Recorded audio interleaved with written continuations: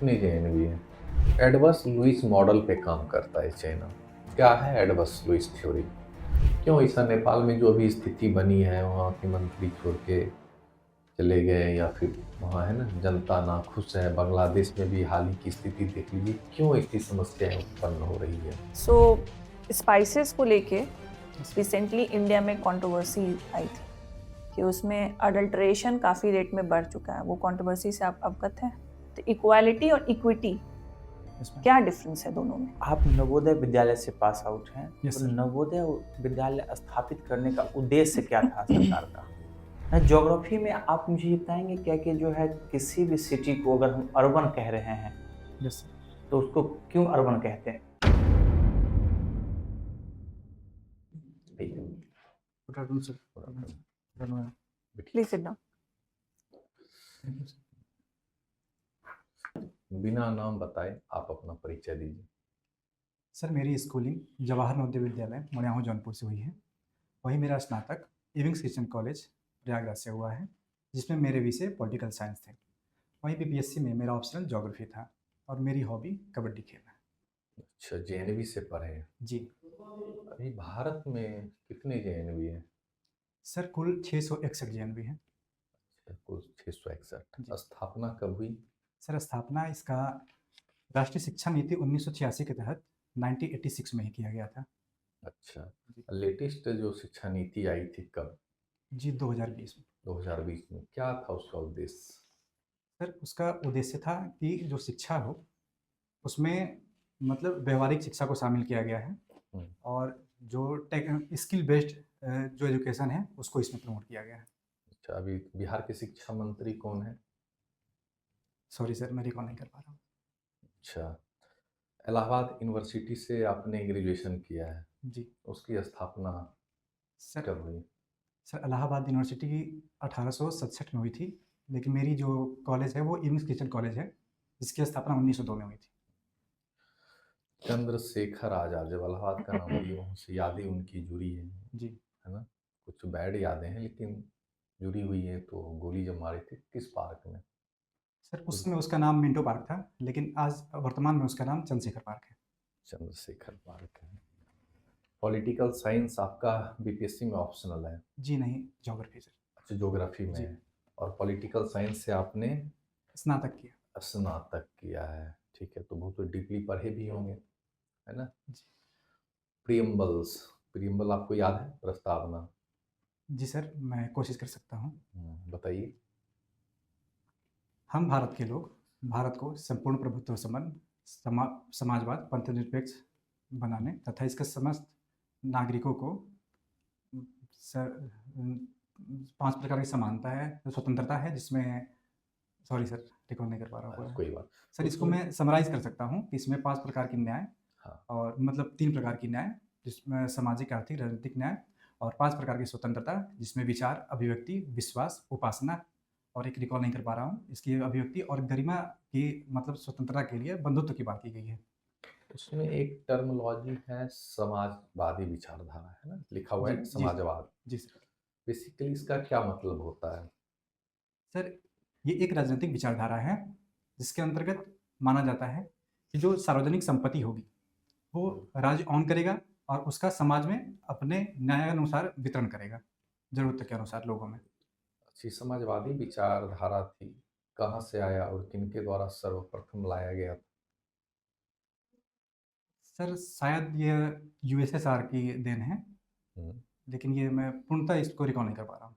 अच्छा, political science पढ़े होंगे तो इसमें आप देखे होंगे कि जब इंदिरा गांधी की सरकार थी, जी सर। जब वह पीएम थे, है ना, पीएम थी इंदिरा गांधी, तो देखेंगे उस टाइम न्यायपालिका और कार्यपालिका में बड़ी कन्फ्लिक्ट उत्पन्न हो रही थी। बहुत सारी बाधाएं आ रही थी, बहुत सारी चुनौतियां आ रही थी। क्यों? सर, उस समय कुछ मतलब ऐसे निर्णय थे जो कि मतलब कार्यपालिका जो थी वो अपने वर्चस्व को दिखाना चाहती थी, लेकिन न्यायपालिका उस समय न्याय और समाज कल्याण को धारित करना चाहती थी, जो कि हमारे संविधान का मोटो है। तो अपने वर्चस्व को कार्यपालिका दिखाना चाह रही थी, लेकिन सबसे ऊपर तो संविधान है, जी सर। उसके अनुसार ही सबको चलना जी चाहिए। सर। तो फिर वो उस टाइम हमें उनकी झलक लग रही थी कि इतना नशा वाली स्थिति कर रही कि नहीं, जो हम चाहें वही होगा, है ना? जी सर, कुछ स्तर तक कहा जा तो सकता है, लेकिन उसके लिए फिर सुधारात्मक कार्रवाई की गई, जिसको हम 44 अमेंडमेंट के तहत जो कमियाँ थी उसको सुधारा गया। जैसे देखा गया है कि फंडामेंटल राइट्स के बारे में, कि फंडामेंटल राइट्स को का सीधा सा कहना था कि भाई उसको कम करके डीपीएसपी को हावी कर दिया जाए। जी। क्यों? सर, चूँकि संविधान का मूल उद्देश्य है स्वतंत्रता, समानता और कल्याण करना। तो हम्म, कल्याण के जो रास्ते में जो चीज़ें आ रही थी, कुछ स्तर तक थी कि जैसे संपत्ति का अधिकार था, उसे मौलिक अधिकार में अच्छा, शामिल किया। सरकार किसके लिए होती है? जनता के लिए। जी सर। जनता के लिए होती है। जी। और फंडामेंटल राइट्स में यदि हम मानते हैं कि जितने भी भाग हैं 25, तो भाग 3 सबसे इम्पोर्टेंट है, जनता को विशेष अधिकार दिया जाता है। जी तो सर। जब विशेष अधिकार दिया जाता है तो कहीं कि फंडामेंटल राइट्स सर्वोपरि मेरे हिसाब से होना चाहिए। जी। लेकिन उनका कहना था फंडामेंटल राइट्स को दबा के और नीति निदेशक को ऊपर किया जाए। जी सर। क्या सर, थे इसके ये मेरा पीछे मानना वाली? है कि अगर मतलब कि कॉन्ट्राडिक्ट हो रहा है, अगर समाज कल्याण हमारा सर्वोपरि होना चाहिए, क्योंकि समाज में बहुत कुछ असमानताएँ मौजूद हैं। हम्म, सभी को उस प्लेटफ़ॉर्म पे लाने के लिए ये आवश्यक था कि जो संपत्ति का है वो कल्याणपूर्ण तरीके से वितरण हो। तो ये कॉन्फ्लिक्ट हो रहा था कि जो संपत्ति का अधिकार था, मौलिक अधिकार, उसमें कुछ स्तर तक बाधा उत्पन्न हो रही थी। इसलिए सरकार ने ये कदम उठाया कि उसको फिर कानूनी अधिकार और संवैधानिक अधिकार में शामिल कर दिया। जब 42वां संविधान संशोधन हुआ, जी सर। उनको इंदिरा गांधी जी को लग रहा था कि कुछ छोड़ना ही नहीं चाहिए, सब कुछ बदल के रख दो, है ना? जी। सब कुछ बदल। तो बहुत सारी चीज़ें ऐसे प्रावधान किए गए, उनको फिर बदल दिया गया। 44वां संविधान संशोधन 1978 हद जी। तक चीज़ों को फिर बैक कर दिया गया था, है ना? जी सर। और कार्यकाल भी देखोगे इनके दौरान जो था 5 से 6 कर दिया गया था, फिर वापस 6 से 5 कर दिया था। ऐसा क्यों? क्यों हो रहा था? और जब लग रहा था कि आगे जो सरकार बनी, लग रहा था कि 42वां संविधान संशोधन ठीक है, सही नहीं है, सही बातों को नहीं लिखा गया, तभी तो खंडित करके उनको बैक किया गया। जी सर। सर, हुँ, उस समय जो निर्णय लिया गया था आपातकाल के दौरान, वो सर संसदीय प्रतिनिधित्व प्रणाली के अनुरूप नहीं था। हुँ, मतलब कुछ हद तक समझा जा सकता है कि संस्थागत अक्षमताएँ उस समय देखी गई थी। तो हुँ। इसलिए सर वो संस्थागत अक्षमताओं को दूर करने के लिए 44वां संविधान संशोधन किया गया। अच्छा, चलिए। अभी एसआईआर का मामला देख रहे हूँ, जी सर। क्या है? सर, ये स्पेशल इंटेंसिव रिवीजन है, जिसमें स्वयं जो इलेक्शन कमीशन के द्वारा जो बीएलओज़ नियुक्त किए गए हैं, वो स्वयं मतलब एक्शन में आते हैं और जो वोटर लिस्ट है उसका शुद्धिकरण करते हैं। सिलेक्शन कमीशन का आपने ज़िक्र किया अभी। अभी वर्तमान में कौन है मुख्य चुनाव आयुक्त? सर आप सर अगर अनुमति दें तो मैं अनुमान लगाना बिल्कुल, चाहूँगा। बिल्कुल, करिए। सर शायद ज्ञानेश कुमार हैं। अच्छा, श्योर हैं आप? सर श्योर नहीं है, लेकिन संभव है ज्ञानेश कुमार हैं। अच्छा, चलिए। अभी हाल ही में जो बिहार में चुनाव हुआ, तो बहुत सारे इस पे तर्क दिए गए कि वह बायसनेस दिख रहा है ना? जो केंद्र में सरकार बैठी है, उनकी ओर इनका झुकाव ज़्यादा है। क्या आपको भी लगता है कि इलेक्शन कमीशन का झुकाव सच में जो केंद्र में सरकार बैठी है, उनके तरफ ज़्यादा है? सर, मेरा मानना है कि जो चुनाव हुआ है, हुँ। वो इलेक्शन कमीशन के अंतर्गत कराया गया और जिसने पूरी प्रयास किए कि जो चुनाव हो पारदर्शी और निष्पक्ष तरीके से हो। बिहार सरकार जो लास्ट टाइम लाई थी कुछ योजनाएँ, शायद याद होगा आपको, 10,000 वाली स्कीम। Yes sir. तो सही है क्या लास्ट टाइम में आप इस तरीके से योजना लाके जनता के बीच बाँट रहे हैं, महिलाओं को दे रहे हैं? सर, ये जो योजना थी वो सितंबर में ही 29 सितंबर में घोषित हो गई थी, जो चुनाव के करीब 2-3 महीने पहले था। हुँ, सर, चूँकि ये मतलब ये अनुमति दी जाती है कि आप चुनाव के 2-3 महीने पहले कर सकते हैं। लेकिन अगर आदर्श चुनाव संहिता लागू होता है, उस बीच नहीं करना है आपको। तो ये सर इसमें गलत नहीं था और उसका मूल उद्देश्य था महिलाओं का आर्थिक सशक्तिकरण और समावेश। अच्छा। इलेक्शन कमीशन आपने बताया किस आर्टिकल में इनका ज़िक्र किया गया है? सर, इसका ज़िक्र 324 में किया गया है। 320। एक क्वेश्चन आपसे पूछ रहे हैं, देखिएगा, चीन और भारत, जी है सर। ना? लगभग देखिएगा कि एक ही टाइम आज़ाद हुआ था, जी। थोड़ा बहुत अंतर था, जी एक सर। ही समय में आज़ाद हुआ। चीन अर्थव्यवस्था के मामले में देखोगे तो बहुत आगे चला गया। भारत अभी भी काफ़ी पीछे है चाइना से, ऐसा क्यों? सर, चूँकि भारत अभी अपने गोल्डीलॉक्स इकोनॉमी में है, ग्रोथ इसका अभी वर्तमान में अच्छा है।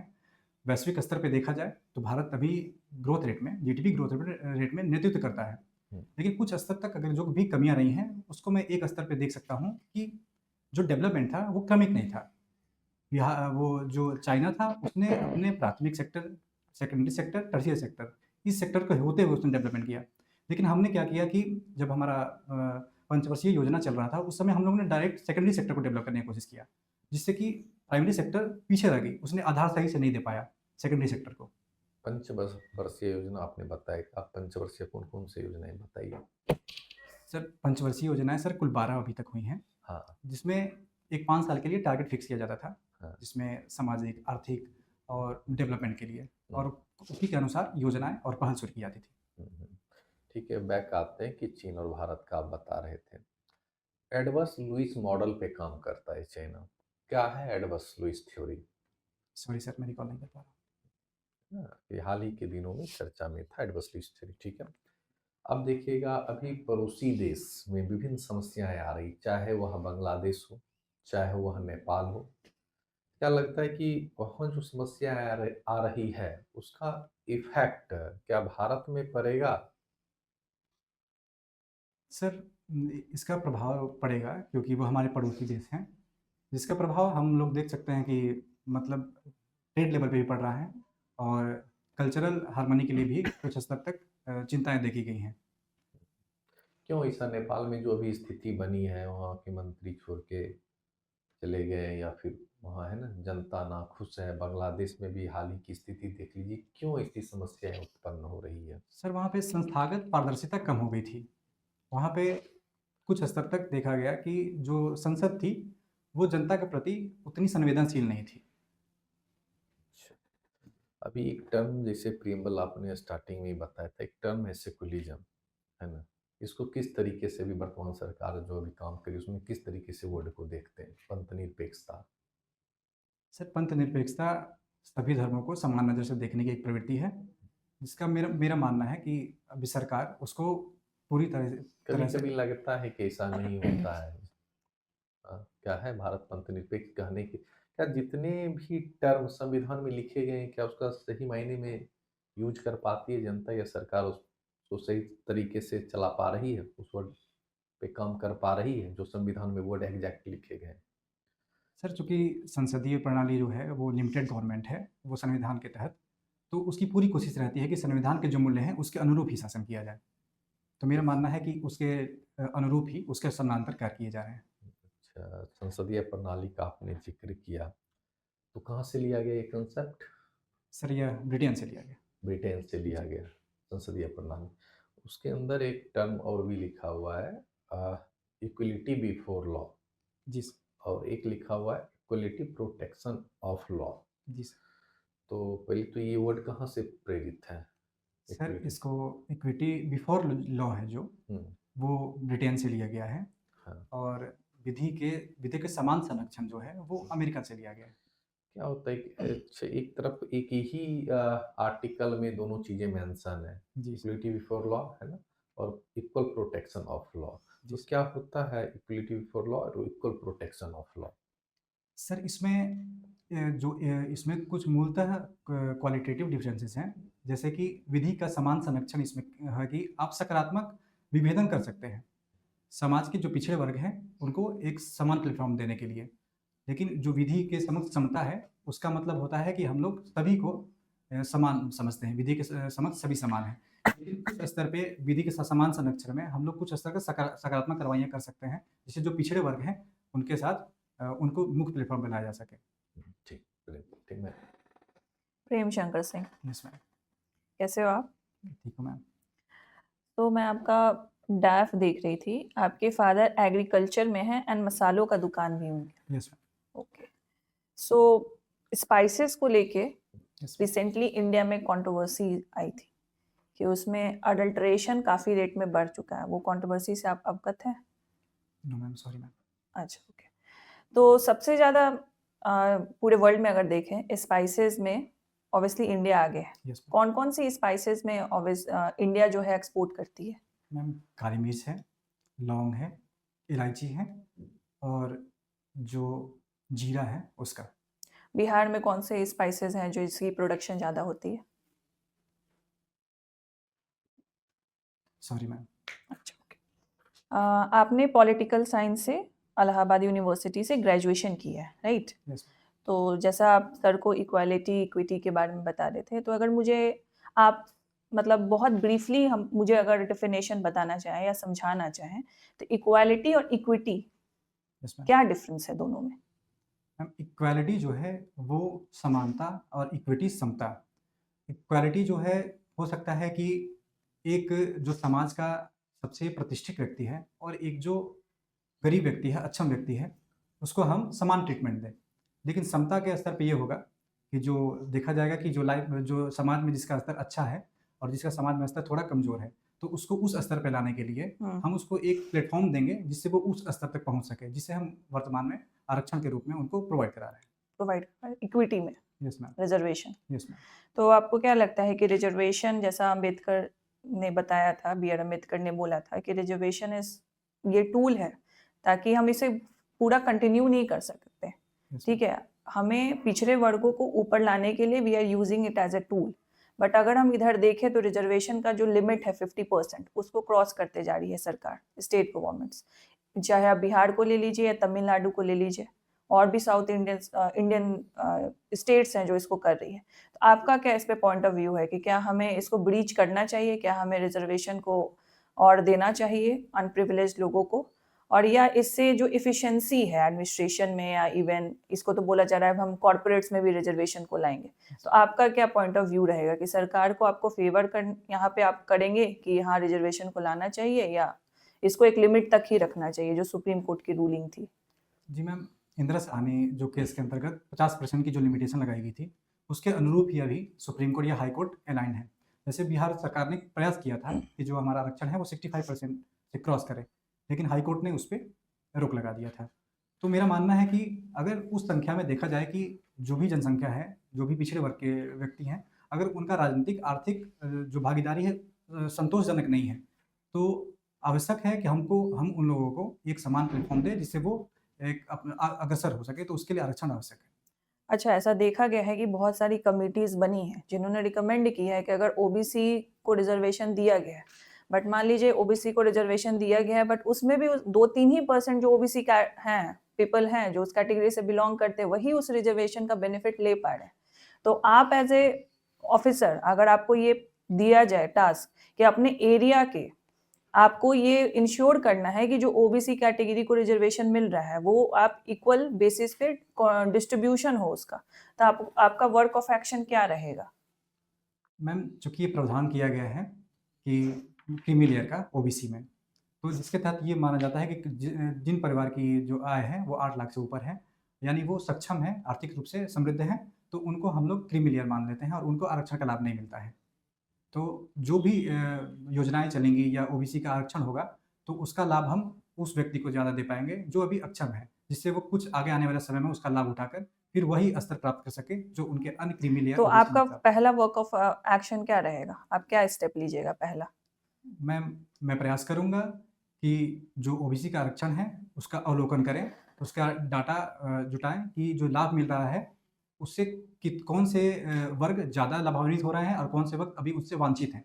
तो जो वांछित समुदाय है, मैं प्रयास करूँगा कि उनके लिए ज़्यादा टारगेटेड मतलब आरक्षण पहल हो और जो समृद्ध हो गए हैं, उनको उस वर्ग से बाहर निकालने का प्रयास करें। ओके।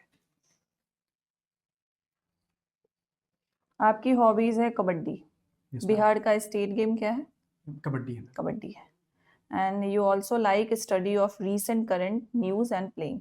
तो जैसा सर इंटरनेशनल रिलेशंस में चाइना के बारे में बात कर रहे थे, यस सो एंड नेबरहुड्स के भी बारे में बात कर रहे थे, यस। तो ऐसा चाइना क्या कर रहा है जो हमारे नेबरहुड हैं, बांग्लादेश हो गया, नेपाल हो गए, श्रीलंका हो गया, पाकिस्तान, कि इंडिया वो चीज़ नहीं कर पा रहा, जिस वजह से एंटी इंडिया रिजीम्स वहाँ पे बढ़ रही हैं और इंडिया पे क्या इम्पैक्ट पड़ेगा उसका? मैम, सबसे पहले तो मैं देखना चाहूँगा इसको कल्चरल लेवल पे। जो चाइना है, उसके पास कल्चरल विविधताएँ भारत की अपेक्षा में थोड़ी-सी कम है। जहाँ पे भारत में कई सारी सामुदायिक और सांस्कृतिक और धार्मिक यहाँ पे लोगों का निवास है। तो वही देखा जाता है कि हमारे आस-पड़ोस जैसे बांग्लादेश हो गया, नेपाल हो गया, श्रीलंका हो गया। यहाँ पे बांग्लादेश में मुस्लिम बहुल क्षेत्र है, नेपाल में बौद्ध और हिंदुओं की मात्रा ज़्यादा है, और वहीं श्रीलंका में बौद्धों की मात्रा ज़्यादा है। तो ये देखा जाता है कि अगर भारत जो है मतलब मुस्लिमों के प्रति या बौद्धों के प्रति अगर कोई भी ऐसी विचारधारा रखता है जो कि उनके लिए हानिकारक हो, तो उसको लेके हमारा जो संबंध है पड़ोसी देशों से बिगड़ता है। दूसरा है मैम कि चाइना जो है अपनी एक पॉलिसी, आर्थिक नीति पॉलिसी बीआरओ चलाता है, बीआरआई चलाता है, बेल्ट एंड रोड इनिशिएटिव। उसके तहत वो जो भी पड़ोसी देश है वहाँ पे डेवलपमेंटल कार्य कर रहा है, और वहाँ पे वो प्रोग्रेसिव है, पूरी तरह एक्टिव है। तो ये जो BRI है, जो भी नेबरिंग कंट्रीज है, वो सब में इम्प्लीमेंटेड है? मैम नेपाल में और बांग्लादेश में और श्रीलंका में और श्रीलंका में BRI कैसे इम्प्लीमेंट होगा? मैम वहाँ पे वो एक पोर्ट था। स्ट्रिंग ऑफ पर्ल्स के अंदर आएगा ना वो? Yes ma'am. BRI is a different project and string of pearls is different. Ma'am में जो बीआरआई है उसके अंतर्गत एक मेरीटाइम जो मार्ग है, और एक होता है कि पुराना जो सिल्क तो मार्ग है। श्रीलंका में कौन से पोर्ट को डेवलप कर रही है चाइना? कौन से पोर्ट पे लीज ले रखा है चाइना ने? इसको रिकॉल नहीं कर पा रहा हूँ। Okay, Hambantota port. Hambantota, yes ma'am. Okay, कितने इयर्स के लिए लीज पे ले रखी है एंड क्या कंट्रोवर्सीज थी उससे रिलेटेड? मैम 99 ईयर्स है शायद, और ये कंट्रोवर्सी ये थी कि जो श्रीलंका था वो बिहार जो चाइना था उसका ऋण जो है वो पूरा नहीं कर पाया था। तो ये इंडिया इसको कैसे काउंटर कर सकती है? इंडिया को एज अ जो साउथ एशिया रीजन है उसमें इंडिया कैसे उभर के आ सकती है इस चाइना के जो डेट पॉलिसी है इसको काउंटर करने के लिए? मैम इंडिया की तरफ से भी बहुत सारे डेवलपमेंटल कार्य पड़ोसी देशों में किए जाते हैं। जैसे कि बांग्लादेश में ही हमने लाइन ऑफ क्रेडिट दिया है बांग्लादेश को 8 अरब डॉलर का, और वहाँ पे हम लोग मोंगला जो पोर्ट है वो हम संचालित कर रहे हैं। तो हम वहाँ करें जैसे कि चाइना एक्टिव है वहाँ पे इंफ्रा डेवलप करिए, वहाँ निवेश के लिए, उसी प्रकार भारत को भी करना चाहिए। नेबरहुड को छोड़ दीजिए, नेबरहुड कंट्रीज को छोड़ दें, तो जो इन पैसिफिक ओशन और इंडियन ओशन में जो दबदबा बढ़ रहा है चाइना का, उसको काउंटर करने के लिए इंडिया क्या कर सकती है? मैम इंडिया इसके लिए क्वाड में शामिल है, और IORA है एक रीजनल वो इंडियन रिम नहीं, पोर्ट डेवलपमेंट के ये में, पोर्ट डेवलपमेंट मैम उसके एक्सपेक्ट में हमारे कौन से आइलैंड को यूज कर सकती है इंडिया और वहाँ पे एक पोर्ट डेवलप कर सकती है? मैम अंडमान निकोबार का इस्तेमाल किया जा सकता है। अगर वहाँ पे उसका डेवलपमेंट होता है तो कौन सा ऐसा एरिया है जो अभी बहुत फेमस है तो उसका ट्रैफिक हम अंडमान निकोबार में ला सकते हैं? मैम जैसे वहाँ पे मलक्का जो स्टेट है, राइट, ओके। पोस्ट प्रेफरेंस आपका है फर्स्ट SDC, सेकंड है आपका education, yes, and third Stag, fourth सब रजिस्ट्रार एंड फिफ्थ समाज कल्याण विभाग, मतलब ADDE। तो आपने DYSP नहीं डाला है, पुलिस सर्विस नहीं जाना आपने डाला, आपको फील्ड वर्क नहीं पसंद है, आपको डेस्क जॉब करना है? मैम मुझे फील्ड वर्क बहुत पसंद है, लेकिन मेरी कुछ शारीरिक अक्षमताएं हैं। मेरे जो पैर था उसमें ऑपरेशन हुआ था, तो मैंने अपने सीनियर से पूछा था कि क्या इससे समस्या उत्पन्न हो सकता है, तो उन्होंने हमें बोला था कि हाँ ऐसे समस्या। अच्छा, ड्यू टू मेडिकल रीजन आपने DYSP नहीं डाला। तो अगर आप SDC बनते हैं तो आपका प्रायोरिटीज एरिया कौन कौन सा होगा? टॉप 3 प्रायोरिटीज एरिया जिसमें आप काम करना चाहते हो? मैम सबसे पहले तो मैं प्रयास करूंगा कि जो भी योजनाएं चल रही हैं उनका सही से दक्षतापूर्ण क्रियान्वयन हो। फिर जो भी ह्यूमन रिसोर्स हैं उनका मैनेजमेंट मैं सही से करने की कोशिश करूंगा। एजुकेशन डेवलपमेंट पे, स्किल डेवलपमेंट पे कार्य करने की कोशिश करूंगा। फिर वुमेन एम्पावरमेंट के लिए देखूंगा कि अगर उनकी भागीदारी सम्मानजनक नहीं है, संतोषजनक नहीं है, तो उनके लिए पहल का शुरुआत करना चाहूँगा। तो वुमेन एम्पावरमेंट में जो अभी हुआ महिला रोजगार योजना के तहत 10,000 रुपए जो बांटे गए, तो क्या आपको ये सही स्टेप लगता है वुमेन को एम्पावर करना? यस मैम, बिल्कुल इसका उद्देश्य है महिलाओं का आर्थिक सशक्तिकरण और आर्थिक समावेशन, जिसके तहत आरंभ में 10,000 रुपये। तो क्या आपको लगता है कि 10,000 देने में वो एम्पावर्ड हो जाएंगी? मैम 10,000 एक आरंभिक मूल्य है। अगर आपका रोजगार सफल होता है तो आपको 2 लाख रुपए और दिए जाएंगे। 2 लाख रुपए और दिए जाएंगे, बट इसकी इंश्योरिटी तो नहीं है कि 10,000 वो लेके वो कुछ रोजगार ही करे। इसकी श्योरिटी तो नहीं की गई है सरकार के द्वारा, वो तो यूज भी कर सकती हैं। तो ये इसको देखा नहीं जाएगा कि ये लोभ दिया गया है just to gain votes in the election? Ma'am मेरा मानना है कि इसमें सरकार का मूल उद्देश्य था महिलाओं का कल्याण करना। इसमें कोई भी राजनीतिक मतलब पक्षपातपूर्ण नीति नहीं अपनाई गई थी, क्योंकि इसका बिहार सरकार पहले से ही वुमेन एम्पावरमेंट सेंट्रिक रही है। जिससे पहले भी कई सारी योजनाएं चली हैं, महिला उद्यमी योजना, फिर राजनीतिक सशक्तिकरण के लिए 50% पंचायती राज में आरक्षण देना। तो मेरा मानना है कि वो केवल महिलाओं के कल्याण का उद्देश्य ही इस योजना में निहित था। Okay, thank you. Prem Shankar ji, yes आप नवोदय विद्यालय से पास आउट हैं। यस तो सर। नवोदय विद्यालय स्थापित करने का उद्देश्य क्या था सरकार का? सर, इसका मूल उद्देश्य था जो ग्रामीण बच्चे हैं उनके टैलेंट को, उनकी प्रतिभा को उभारना, और जो शिक्षा है उसका ग्रामीण स्तर पे पहुंच हो सके। ठीक है जी। नवोदय में एक हाउसिंग सिस्टम चलता है, यस सर। तो क्या है वो housing system? Sir, housing system sir, वहाँ पे 4 हाउसेज होती हैं, जिसका 4 पर्वतों के नाम पे रखा गया है: अरावली, नीलगिरी, शिवालिक और उदयगिरी। उसमें बच्चों को मतलब इस हाउस वाइज बांटा जाता है, उसके हाउस मास्टर होते हैं, उनकी निगरानी में वो वहाँ पे रहते हैं। ठीक है। अच्छा, ये नीलगिरी भारत के किस दिशा में आपको देखने के लिए मिलता है? सर, ये दक्षिणी प्रायद्वीप में है, दक्षिण में ये अलाई करता है वहाँ पे। और तो उसका कलर क्या, आप कलर कोड क्या है आपका? ड्रेस कोड होता है ना टी शर्ट का? नीलगिरी का सर, हाँ। चूंकि मैं उसी वो आवास में था, हाँ। वहाँ पे उसका हरा होता है जी। और शिवालिक का? शिवालिक का सर रेड होता है। रेड होता है। ठीक। ज्योग्राफी में आप मुझे ये बताएंगे क्या कि जो है किसी भी सिटी को अगर हम अर्बन कह रहे हैं यस सर। तो उसको क्यों अर्बन कहते हैं? सर, वहाँ पे शायद 75% जो जनसंख्या है वो नॉन एग्रीकल्चर इकोनॉमी में हो ठीक है जी। और वहाँ पे पर कैपिटा इनकम मतलब लगभग बताया गया था कि जो ग्रामीण क्षेत्र है उनसे 1.5 मतलब गुना ज़्यादा हो, और वहाँ पे जो इंफ्रास्ट्रक्चर हो वो उत्तम क्वालिटी की हो। ठीक है।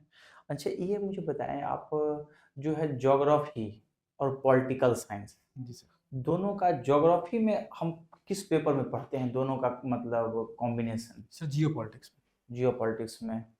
तो वो ज्योग्राफी का अगर आप देखते होंगे तो कैटेगराइज करते हैं क्योंकि ह्यूमन ज्योग्राफी को भी सब ब्रांच में डिवाइड करते हैं, फिजिकल को भी सब ब्रांच में डिवाइड करते हैं, उसको किस कैटेगरी में डिवाइड करते हैं? सॉरी सर, मैं रिकॉल नहीं कर पा रहा। कोई बात नहीं। ज्योग्राफी में एक चीज़ और है, अगर आप देखेंगे तो कहीं पे इंडस्ट्री आपको लोकेट करना है, आइडियल लोकेशन, यस सर। तो उसमें एक है बेवर का industrial location theory. Yes sir. तो उस थ्योरी के अकॉर्डिंग हम किस आइडियल प्लेस पे इंडस्ट्री लगाएंगे? सर, वहाँ पे देखा जाएगा कि जो भी उसके बेस सोर्स हैं उससे उसकी नज़दीकी है कि नहीं, कितनी नज़दीकी है। किस चीज़ का सोर्स? सर, जैसे कोई भी मतलब हमें इंडस्ट्री लगाना है तो उसके जो संसाधन हैं, जो उसके स्रोत है, उनकी नज़दीकी उनसे नज़दीक हो, जिससे कि हमारा जो वहन है, वहन क्षमता है वो अच्छी हो और लागत उसका कम हो, श्रम जो है आसानी से वहाँ पे उपलब्ध हो। ठीक है।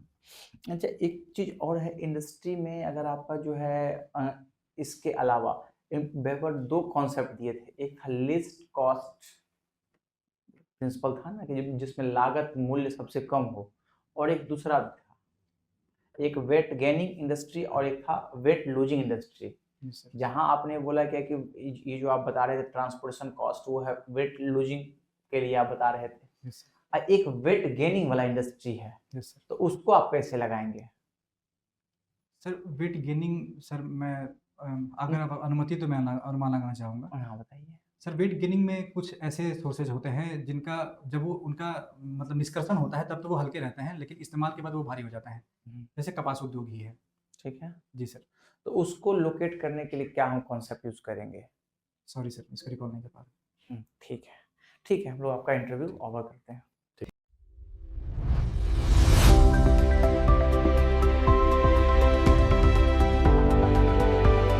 आइए बैठिए। बैठिए।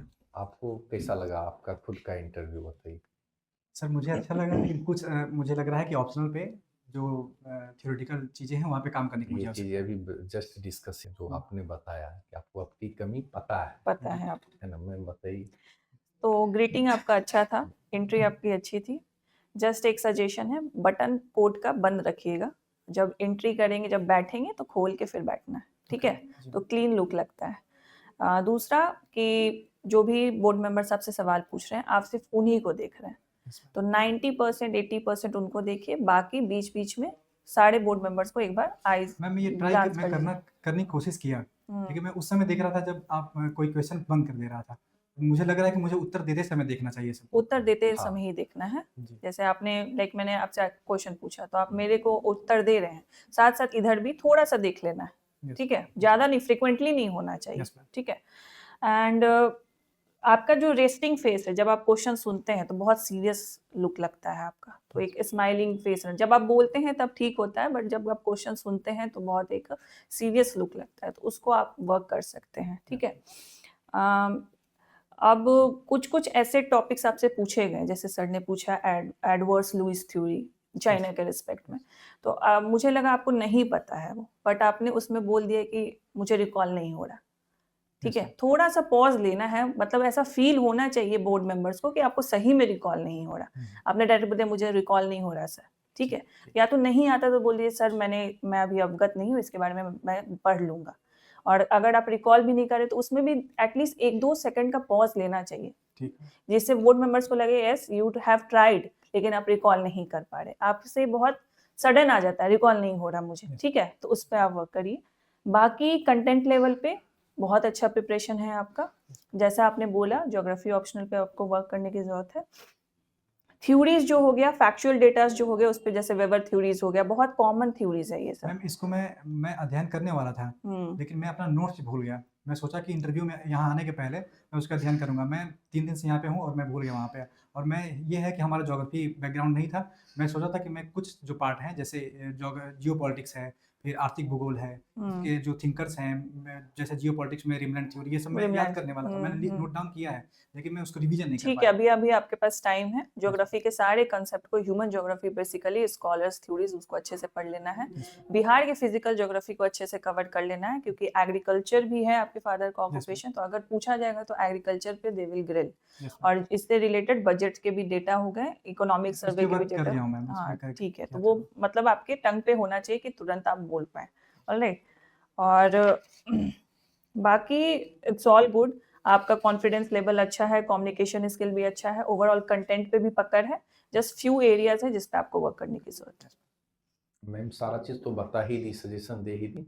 और जो पोस्ट प्रेफरेंस है उसका हायरार्की आप जरूर देख लीजिएगा, देख है लिया ना? उसका सर, देखे हैं सर। वर्क से रिलेटेड जान लीजिएगा, उस पर थोड़ा सा रिसर्च कर लीजिएगा। हाँ, पॉलिटिकल से जैसे कि प्रियम्बल पूछे, यस सर। ये तो बहुत बेसिक चीज़ें हैं और वहाँ पूछते हैं। सर मुझे सेंटेंस वाइज नहीं याद थे, लेकिन मुझे हाँ, उसके थीम्स लेकिन याद थे। और अब तक नहीं पूछेंगे, लेकिन प्रियम्बल होता है कि देखिएगा कोई भी एनसीईआरटी पढ़िएगा फर्स्ट पेज पे वही रहता है। यस तो नहीं कुछ होता है तो जनरली भी दाग देंगे कि हाँ चलिए प्रियम्बल ही सुनाइए, और उसके वर्ड के एग्जैक्ट मीनिंग थोड़ा आपको एकदम सही तरीके से उसी पता होना एक्सपेक्ट में आई चाहिए। वांट टू गिव समाजवादी को आप कि और अच्छे से एक्सप्लेन कर सकते थे, कार्ल मार्क्स का, भारत का, सर नेहरू गांधीवादी। हाँ, मैं ये प्रयास करता, लेकिन मुझे एक जगह फीडबैक मिला है कि तुम ज़्यादा ना बोलो। मैं बहुत ज़्यादा बोल रहा था, क्रॉस क्वेश्चन ज़्यादा हो जा रहे थे। हाँ, नहीं तो यही कहें कि कुछ एरिया आप इस तरीके से हिट कर सकते, तो वहाँ से आप जब क्रॉस क्वेश्चन करेंगे तो एरिया को प्रिपरेशन रखें, सामने वाला को आपको ये बताना भी कि एरिया थोड़ा सा मेरा ठीक है, सही है। जैसे इंट्रोडक्शन बोले यस तो कुछ ऐसा चीज बोली कि वहाँ से क्वेश्चन एराइज हो, यस सर। सामने वाले को भी पता चलता है कि यहाँ से एराइज होंगे, तो आपको तो तैयार है आपका सर अंदर उसमें कंटेंट। पिताजी का कृषक होना शामिल करना है इंट्रो में। एग्रीकल्चर प्रिपेयर है तो हाँ। बिल्कुल करिए, एग्रीकल्चर अभी बहुत अच्छे से, अच्छा और का बिहार जाता का है impression। एग्रीकल्चर का जिससे आप यूपी से आते हैं यस वहाँ का भी देख लीजिएगा, क्योंकि फिर वहाँ से भी क्वेश्चंस बन, बिहार से तो बनेंगे ही बनेंगे, यस लेकिन यूपी से भी क्वेश्चन बन सकते हैं। बाद में की कोई भी मेजर इशू नहीं है, माइनर इशू है, थोड़ा बहुत काम करिएगा तो और भी आउटस्टैंडिंग कर सकते हैं। मेरे हिसाब से तो आपको भी थोड़ा बहुत काम कर लीजिएगा तो 90 के आसपास नंबर आ सकते हैं। यस ठीक है ना, कंटेंट के लेवल पे आपका सही है, थोड़ा सर बहुत मेरा कम। जो बोलने का तरीका था वो थोड़ा फास्ट तो नहीं था। नहीं सही है, ठीक है, बिल्कुल पेस सही सही है आपका। सही है, ठीक है सर। एक चीज पोस्ट प्रेफरेंस में मेरे समझ से इनको चेंज करना चाहिए मैम। अब चेंज चेंज नहीं हो सकता, होगा। क्या ऑप्शन वो ही नहीं आप दिया मेरे है। से गलती हो गई सर। हाँ। मुझे उस समय मैं किसी से वो ओके। सुझाव नहीं ले पाया और अच्छा, मैं डाल अब दिया ये। ऑप्शन दिया नहीं। अच्छा, ये आप डाल चुके हैं। ठीक है, कोई बात नहीं। तो जब आप डाल चुके हैं तो कोई बात नहीं। बीपीएससी का लास्ट पोजीशन भी जो होता है ना, बीपीएससी क्वालिफाई ही कहलाता है। वो एक इस बार पॉजिटिव चीज है। ऑप्शन छोड़ा ही नहीं है अच्छा, वो सर। छोड़ा ही नहीं है, तब तो इस कोई बार। बात नहीं। पहले था क्या कि जो है लास्ट मिनट पे मांगता हाँ, था इसी क्या? बार इंटरव्यू किया पे है, इस बार मांगते ऐसा हैं। किया इस है। बार ऐसा किया है। ओके, कोई बात नहीं, बाकी सब आपका सब सही है। वो चैन हाथ में पहन रहे हैं आप क्या? इसको नहीं पहनूंगा मैं। नहीं, ठीक है, ये तो आपका रक्षाबंधन है, ड्रेसिंग। हाँ, तो मैं इसको हटाने वाला था, लेकिन मैं सोचा कि अभी मौका दे दे राखी रहा है। हूँ। ठीक है। वो आपका ड्रेसिंग सेंस बहुत अच्छा है। आप जाइए, आप क्वालिफाई करने जा रहे हैं, बस सीधे मानिए। रिजल्ट हाँ, आपका 100%। एक चीज आपको करना है क्या कि अभी जाएंगे आप ज्योग्राफी का एनसीईआरटी बुक फिजिकल वाला वो सर तैयार कर चुके हैं, और लेकिन उससे क्वेश्चन अराइज नहीं हुआ। ह्यूमन ज्योग्राफी में आपको है अब हाँ, उसमें बिल्कुल है सर, ह्यूमन उसमें। ज्योग्राफी का जो पार्ट जो मैंने पूछा अर्बनाइजेशन अर्बन का, वो आप अगर नहीं पता है तो उसमें आंसर नहीं देना है, Yes, sir। वहाँ सॉरी बोल दिए नहीं आ रहा है। जैसे कि आपने मैंने पूछा अर्बन को बताइए किसे कहेंगे, सर तो आप बस एक ही उसमें में उसमें क्राइटेरिया सही बता पाया और उसके बाद दोनों तो गलत थे। अब दोनों गलत आप बताए जा रहे थे, तो Yes, sir। वो ऐसा मिस्टेक नहीं करना, एक ही बताना है, नहीं Yes, पता है तो बाकी दो हम तीन क्यों पूरा बताएंगे, और नहीं है तो सॉरी बोल करके निकल ठीक। जाइए, ठीक है। आपका रिजल्ट अच्छा आ रहा है, रैंक में आ रहे हैं, एकदम ऑल द बेस्ट। बस आपका है ना थोड़ा बहुत जो मेंस कम कैसा है। गया आपका? मेंस बहुत अच्छा किया मैम। 72 डीआई में है, डीआई में? और एसए में भी अच्छे मार्क्स मिले हैं। मतलब मैं चेक कराया था, उसमें 200 प्लस ही दिया गया है। ओके। सर तो बोल ही रहे थे आपके बारे में। कुछ स्टूडेंट हैं जिनका कॉपी मैंने देखा तो बहुत अच्छा है, तो आपका रैंक में आ रहा है ना, Yes। एकदम 100%। मैम ये चश्मा इसको बदल दे गया, कुछ लोग बोल रहे थे कि ये वाला फ्रेमलेस कर दो तुम। ऐसा नहीं है, ऐसे कोई दिक्कत ऐसा नहीं कोई है, दिक्कत नहीं आप है। कंफर्ट फील करते हैं कंफर्ट है इसमें तो तो ही बस करिए, ठीक है। ऐसा कुछ कोई ऐसा कुछ भी कोई लुक इशू नहीं है। लुक में भी कोई दिक्कत नहीं है। हाँ यस मैम। इसीलिए ठीक है ना। देखिए अब ठीक है। डीआई अच्छा किया, सब अच्छा, आपने बताया डीआई किया है आपने अच्छा, जो आपका वे ऑफ टॉकिंग है, प्रेजेंटेशन है, अगर आप इसमें एक चीज़ का बस ध्यान रखेंगे क्या कि हम रॉन्ग इन्फॉर्मेशन नहीं दीजिए, तो आप, मुझे लग रहा है कि टॉपर्स के लिस्ट में आप होंगे। जी सर। जहाँ तक आपका मतलब आप जो बता रहे हैं कि ऐसे भी बहुत अच्छा है, Yes। हम तो आप कॉपी देखें, टॉपर्स के लिस्ट में आप जा रहे हैं। कॉपी इनका बेसिकली हम देखें तो टॉपर की लिस्ट में है आप।